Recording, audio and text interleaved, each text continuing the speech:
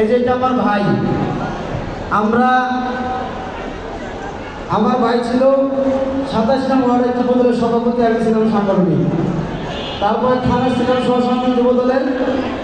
আর থানা ছিল সাংগঠনিক। সেই হিসাবে এখন বর্তমান ঢাকা মহানগর আমাদের দেশটা থানার সম্মানিত সদস্য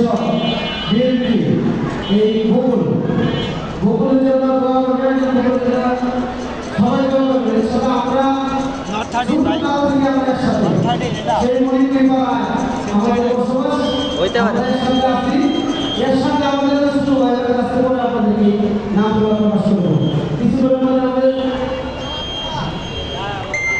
আর আমাদের মাঝে উপস্থিত হয়েছেন আমাদের ছোট বোন